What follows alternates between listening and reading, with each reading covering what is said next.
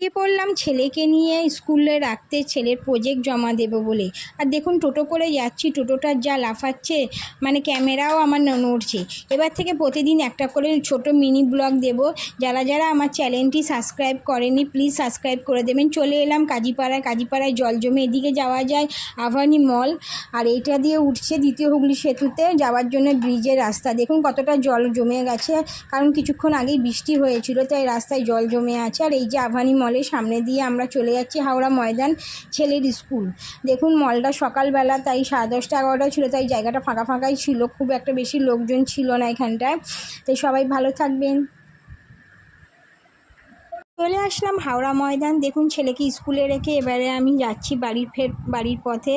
আর এই যে এটা হচ্ছে মেট্রো, যেটা নতুন গঙ্গার নিচে দিয়ে গেছে মেট্রোটা। আর এই আমি এত গরম রোদ্দুর ছিল যে কি বলি, হঠাৎ বৃষ্টি হঠাৎ রোদ্দুর হচ্ছে। আর এই যে রথের মেলা, এটা হচ্ছে সরস সদন, এখানে রথের মেলা বসেছে। যারা যারা যাননি এসে ঘুরে যেতে পারেন। সরস সদনটা এখন কিন্তু খুব সুন্দর করেই সাজিয়েছে।